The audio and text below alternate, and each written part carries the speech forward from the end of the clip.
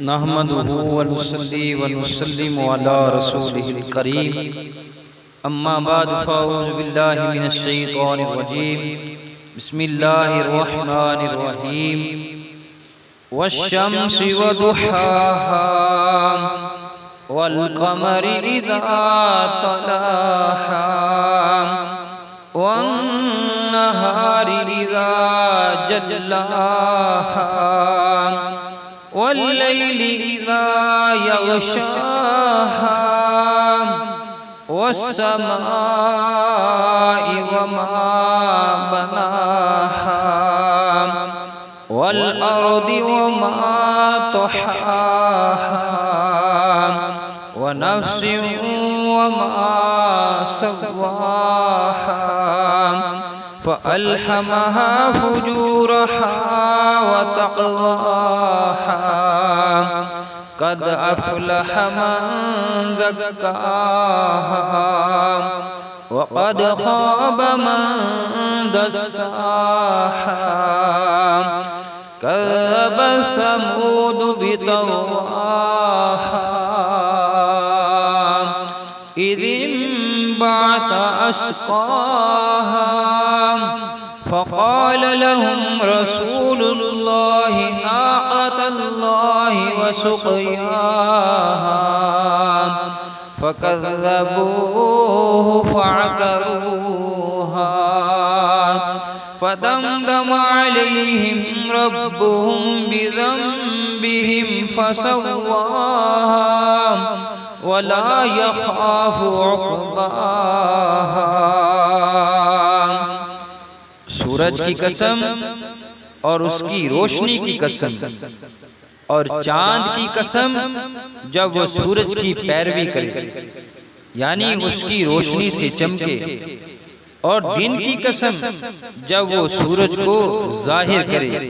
یعنی اسے روشن دکھائے، اور رات کی قسم جب وہ سورج کو زمین کی ایک سمت سے ڈھانپ لے، اور آسمان کی قسم اور اس قوت کی قسم جس نے اسے تعمیر کیا، اور زمین کی قسم اور اس قوت کی قسم جو اسے امر الہی سے سورج سے کھینچ دور لے گئی، اور انسانی جان کی قسم اور اسے ہمہ پہلو توازن و درستگی دینے والے کی قسم۔ پھر اس نے اسے اس کی بدکاری اور پرہیزگاری کی تمیز سکھا دی۔ بے شک وہ شخص فلاح پا گیا جس نے اس نفس کو رذائل سے پاک کر لیا اور اس میں نیکی کی نشو نما کی، اور بے شک وہ شخص نامراد ہو گیا جس نے اسے گناہوں میں ملوث کر لیا اور نیکی کو دبا دیا۔ سمود نے اپنی سرکشی کے باعث اپنے پیغمبر صالح علیہ السلام کو جھٹلایا، جبکہ ان میں سے ایک بڑا بدبخت اٹھا، اس نے ان سے اللہ کے رسول نے فرمایا اللہ کی اس اونٹنی اور اس کو پانی پلانے کے دن کی حفاظت کرنا، تو انہوں نے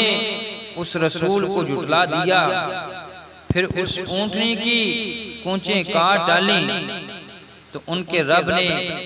ان کے گناہ کی وجہ سے ان پر ہلاکت نازل کر دی، پھر پوری بستی کو تباہ کر کے عذاب میں سب کو برابر کر دیا،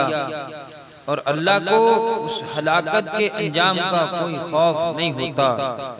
صدق اللہ مولانا العظیم وصدق رسولہ النبی الامین الکریم۔